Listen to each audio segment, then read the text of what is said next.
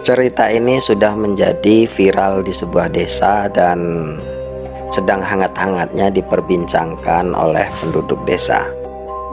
Diceritakan seorang pemuda yang bernama Sarjim.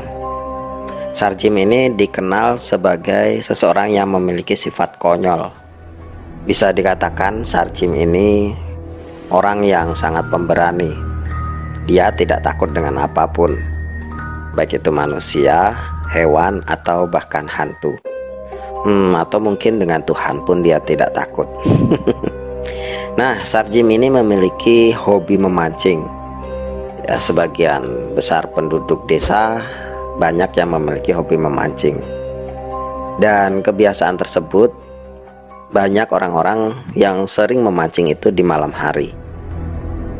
Karena hutan-hutan di wilayah desa tersebut masih sangat asri dan alami, banyak sekali rawa-rawa yang memang dihuni oleh ikan-ikan besar. Tidak begitu pun dengan si Sarjim ini. Dia juga selalu memancing di malam hari, karena siang harinya para penduduk desa selalu bekerja dan disibukkan dengan kegiatan mereka masing-masing, baik yang bekerja sebagai petani atau bahkan buruh bangunan dan pekerjaan lainnya. Jadi seperti biasa, Sarjim selalu memancing di malam hari. Karena kehobiannya ini, kadang apa yang dikerjakan Sarjim tidak masuk akal. Kapan dia mau memancing, ya dia tetap harus berangkat. Ada suatu cerita dari tetangga Sarjim. Sarjim berangkat memancing itu sudah lewat tengah malam, dan itu hal lumrah yang dilakukan oleh Sarjim. Cerita ini diceritakan langsung oleh Sarjim, bukan nama samaran. Dia mendengar kisah bahwa ada satu tempat yang ikannya itu lumayan banyak, namun katanya ada penunggu gaibnya. Banyak orang-orang yang disesatkan di sana dan dijahili oleh penunggu dari hutan tersebut. Sarjim ditantang oleh temannya yang bernama Joko untuk memancing di sana. Dikatakannya di sana ada sesosok kuntilanak yang bertengger di sebuah pohon yang besar. Namun jangan disebut Sarjim kalau dia ketakutan. Sarjim menantang kembali si Joko dengan berupa taruhan. Taruhannya adalah seekor kambing jantan. Jika si Sarjim berani memancing di sana hingga pagi dan dia pulang dengan keadaan selamat, maka Joko akan memberinya seekor kambing jantan. Begitupun kalau Sarjim pulang sebelum pagi atau dia tidak berangkat, maka Sarjim yang akan memberikan seekor kambing jantan. Atau bisa dikatakan kalau Sarjim pulang dalam keadaan linglung, berarti Sarjim yang harus membayar seekor kambing kepada Joko. Dan Joko memberi syarat bahwa Sarjim harus memancing dikala tepat pada malam Jumat Kliwon.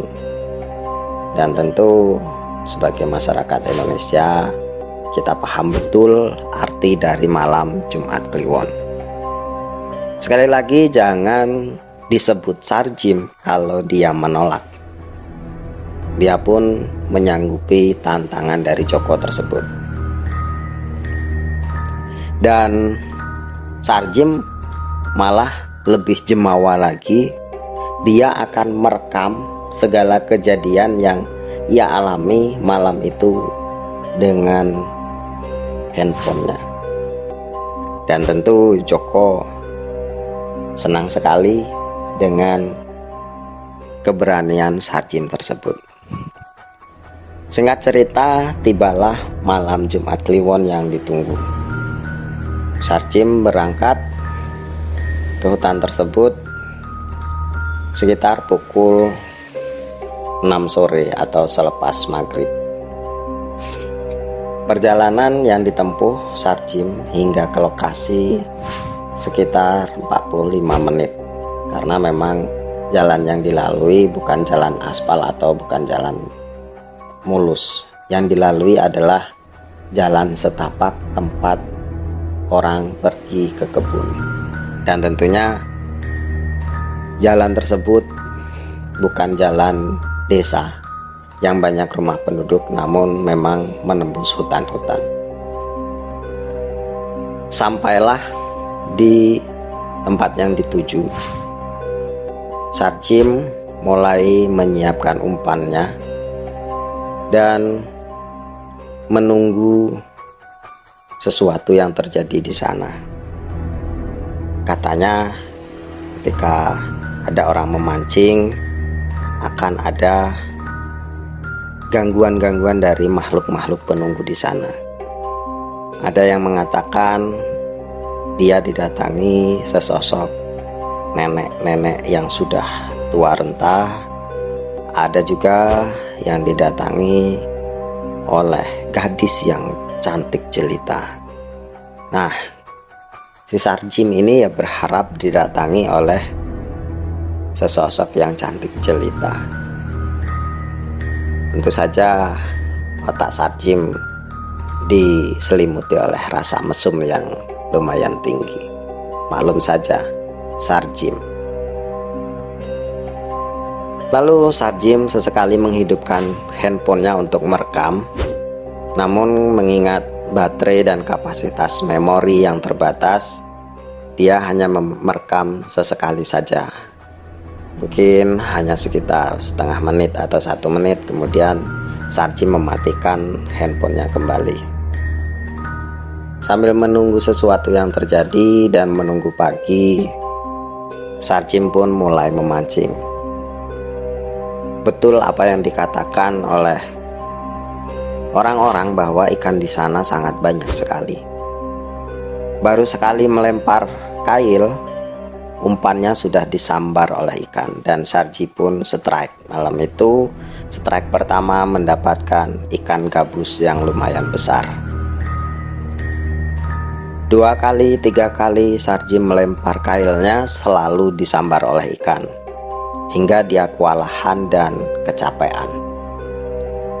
Karena merasa ikannya sudah cukup banyak, Sarjim berhenti memancing dan akhirnya duduk bersandar di sebuah pohon besar yang ternyata tidak disadarinya pohon itu adalah pohon angker yang diceritakan oleh banyak orang. Sambil menghisap rokoknya, Sarjim pun berpikir, mana ada hantu di dunia ini ya. Seperti itu dalam pikir hati si Sarjim. Sesekali dia terus melihat HP-nya dan merekam. Pada waktu itu sudah menunjukkan pukul 11 malam. Dan tentu Sarjim tidak boleh pulang meskipun ikan yang didapatnya itu sudah sangat banyak. Mungkin hampir sekitar 10 kiloan yang ia dapat semenjak dia memancing dari sore hari tadi. Dan tentunya Sarjim tidak mau lagi memancing karena memang ikannya sudah terlalu banyak dan khawatir tidak bisa dibawa pulang.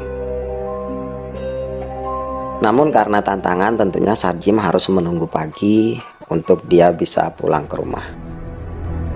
Waktu terus berjalan hingga menunjukkan pukul 00.15. Sarjim mulai mengantuk dan rokok yang dibawanya sudah mulai menipis.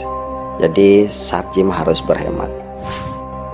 Dalam pikirannya yang melamun, karena Sarjim masih berharap yang mendatanginya nanti adalah seseorang yang berwajah cantik. Tiba-tiba Sarjim dikejutkan dengan suara ranting yang jatuh di sampingnya. Sarjim hanya melihat apa yang terjatuh di sampingnya. Mungkin karena keadaan gelap, Sarjim tidak bisa mengetahui apa yang terjatuh. Dalam pikirnya mungkin hanya sebatang ranting. Tidak lama berselang kemudian jatuh lagi ranting yang kedua. Sebelum habis Sarjim berpikir, jatuh lagi ranting yang ketiga, hingga sampai sekitar ranting yang ke-15 berjatuhan di samping Sarjim duduk. Sarjim mulai senang. Nah, ini dia.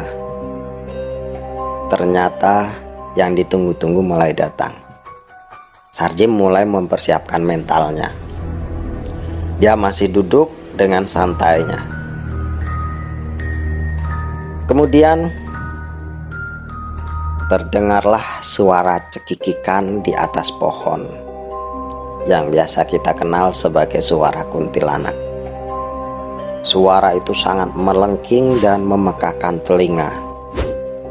Kalau diukur dengan desibel mungkin bisa dikatakan bisa memecahkan kaca ruangan. Suara itu tidak berhenti, terus tertawa. Mulailah keder hati si Sarjim. Ternyata sebegitu mengerikannya suara kuntilanak. Suara itu semakin keras dan semakin keras memekakan telinga, seakan-akan kuntilanak itu tertawa di samping telinganya. Hati Sarjim mulai bergetar. Bulu kuduknya mulai merinding. Kakinya mulai lemas dan matanya mulai berkunang-kunang. Namun Sarjim teringat dengan kambing jantan dari Joko. Kalau saya kalah hingga pingsan, atau saya tidak berhasil merekam kejadian ini, maka saya akan kehilangan kambing jantan kesayangan. Dengan segenap pengalaman dan keberanian Sarjim, dia berusaha untuk bangkit. Diambilnya handphone, lalu dihidupkannya handphonenya dan mulai merekam. Suara lengkingan tertawa dari kuntilanak semakin keras dan hampir memecahkan gendang telinga Sarjim. Dengan tiba-tiba Sarjim membalas tertawa si kuntilanak dengan tertawanya yang lebih keras. Semakin keras kuntilanak tertawa, semakin keras pula Sarjim tertawa. Akhirnya berbalas sahutanlah mereka berdua dengan saling tertawa. Lama-kelamaan terdengarlah suara batuk dari sang kuntilanak. Nah, ini dia, kata Sarjim. Dia sudah kelelahan tertawa. Dengan semangat, Sarjim semakin keras tertawanya. Terus ditambahnya lagi, tambah semangat. Semakin lama ia semakin menjadi. Berdirilah Sarjim sambil menggoyang-goyangkan batang di belakangnya dan semak-semak di sekitarnya dengan tertawa terbahak-bahak. Lama-kelamaan suara kuntilanak pun mereda. Sesekali dia tertawa kemudian menghilang. Dan pada akhirnya kuntilanak pun berubah dari tertawa menjadi menangis.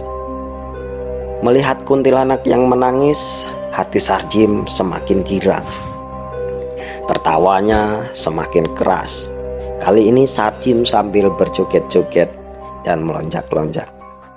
Kuntilanak semakin menjadi tangisannya. karena mungkin kuntilanak merasa harga dirinya diinjak-injak oleh Sarjim. Kejadian tersebut berlangsung hingga pukul 3 pagi dan sampai HP dan baterai HP Sarjim pun hampir mulai menipis. Setelah pukul 3, akhirnya suara kuntilanak benar-benar menghilang dan Sarjim pun mulai berhenti tertawa dan meloncat-loncat. Waktu terus berlalu, Sarjim sudah mendapatkan bukti dari rekamannya. Dan kemudian pagi pun menjelang, Sarjim pun mulai pulang. Singkat cerita, Sarjim menunjukkan hasil rekamannya kepada Joko. Dan rekaman itulah yang sekarang menjadi viral di desa tersebut. Akhirnya Joko pun merelakan kambing jantan kesayangannya untuk diberikan kepada Sarjim.